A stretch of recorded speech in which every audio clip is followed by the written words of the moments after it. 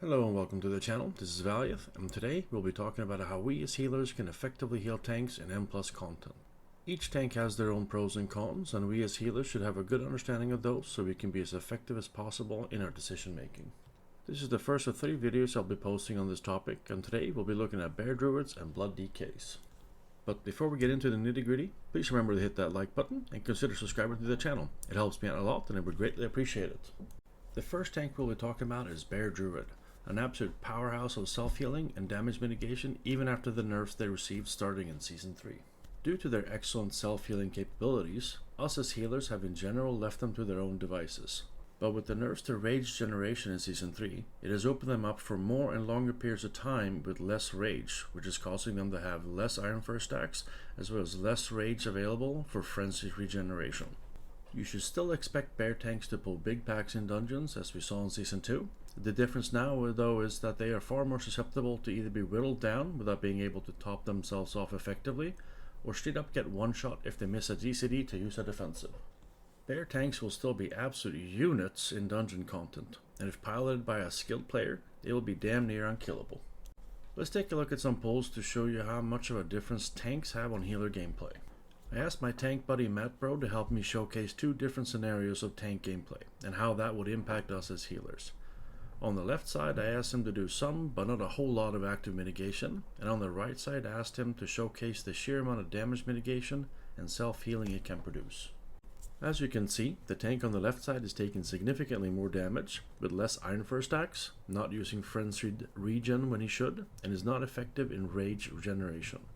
On the right side, on the other hand, he gets up to 8 stacks of Iron Fur very fast, Frenzied regen when needed, and even throws in an Incarn just for good measure to be extra unkillable.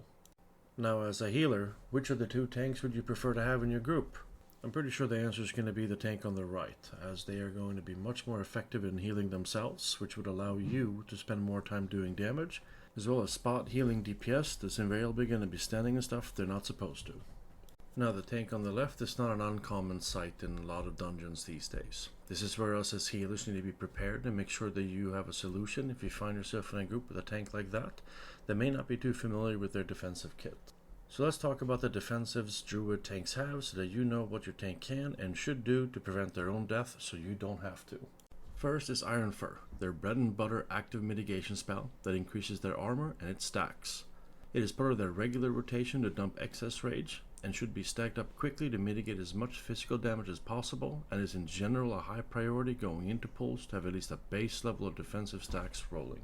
If they don't have these stacks quickly into a pull, you know you're about to have a tank that's going to be slapped around like a piñata, which generally means it's up to you to make sure they don't die, and you might even have to expend some cooldowns to keep them alive.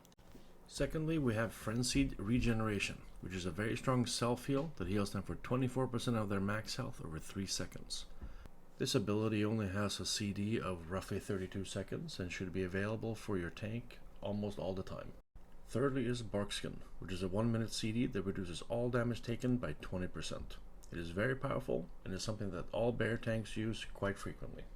Now for their oh shit buttons. These are longer CD spells, but they do an insane amount of damage reduction or healing. The first one we're going to talk about is Survival Instincts. It is their biggest oh shit button, and it reduces all damage taken by 50% for 6 seconds. This is a very strong cooldown and should be used in situations where they know that a lot of damage is going to be coming in. However, one thing to keep in mind, this spell is only useful if they hit the button before damage goes out. Unfortunately, a lot of times you'll see bear tanks use this spell when damage has already been taken, which unfortunately wastes this very strong cooldown.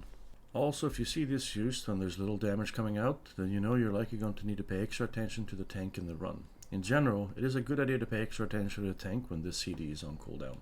Last but not least, you have Incarnation Guardian of Ursoc. This is both a DPS cooldown as well as a defensive one. It massively increases your rage generation, which can be pumped into additional Iron Fur stacks, but it also makes your Frenzied regen cost nothing and have no CD, and it also gives you 30% health boost. The sheer amount of healing and mitigation a bear tank can push out during this CD is absolutely insane, and when it's active, you should not need to expend a single GCD on keeping their health bar up.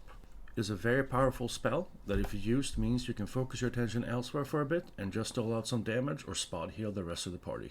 For you as a healer, it is always a good idea to pay attention to what available defensives tanks have prior to any pull. The sooner you do this, the better your decision making will be in your runs. If they have their full kit available, you should be fine doing damage and spot healing. For bear druids in particular, if they at least have bark skin and frenzied regen is about to come off cooldown, you know the tank will be fine for at least the next 7 to 10 seconds without your need to supplement damage reduction or healing. Which means you as a healer can spend more time doing DPS and prep for incoming spike damage you know will impact the party as a whole. Next up, let's talk about Blood DKs, a self-healing god that has a button for practically any situation, so long as they are alive long enough to use them. Blood DKs have some of the most potent self-healing mechanics in the game via their Death Strike ability, Blood Shield Mastery, and their Runic Power resource. If they have Runic Power, they are able to practically full heal themselves from 0 to full in 1 GCD.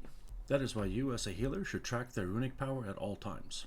I've included a link in the description for a weak aura that does just that. Trust me. Get it, you will not regret it considering that Blood DKs are looking very strong for Season 3 and you will likely play with them a lot more. DKs are a unique breed of tanks in that they take a substantial more raw damage than any other tank, which means us as healers will have frequent bouts of heart palpitations and oh shit moments.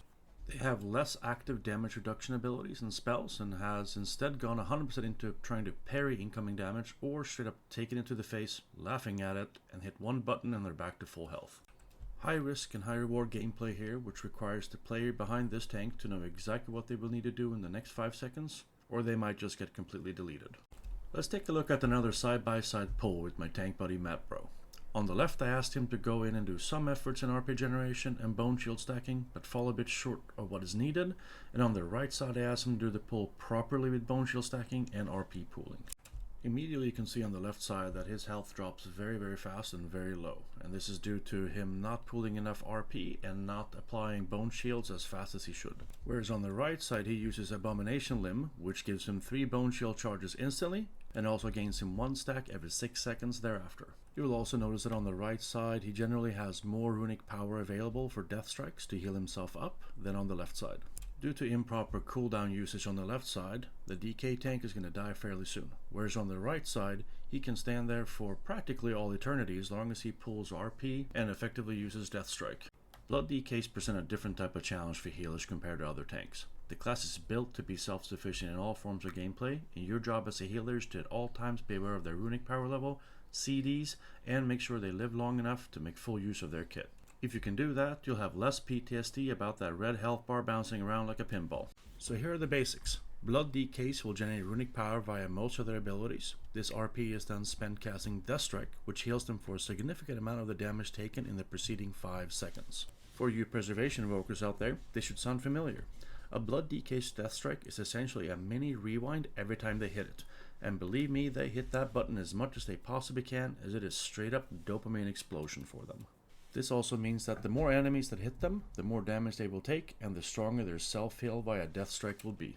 But in order for them to be able to gather the packs and put themselves in a position to effectively use Death Strike, they will need some form of damage reduction going into combat. This is where Bone Shield comes into play. It stacks up to 10 and increases their armor substantially, and each time they get hit, it removes a stack. This is another ability you will want to track as a healer, as if they have low Bone Shield stacks, they are open to getting melee to death quickly. The other damage reduction mechanic they have is their mastery, Blood Shield. Each time they use Death Strike, which we have determined they use constantly, they gain a shield equal to 16% of the healing done. Now let's think about this for a second. They take more raw damage than most tanks. They have a button that heals them for an insane amount instantly, the healing of which then partially gets turned into a damage reduction shield, and they can do this back to back and over again. This can create a blood shield that is bigger than their already very high health pool. So what does this mean for us as healers? Well, it means that Blood DKs are the strongest after about 5 or 7 seconds into combat, and they are the weakest entering combat. Your job is to make sure they survive the initial onslaught of damage, so they can build up their bone shields, blood shield, and runic power.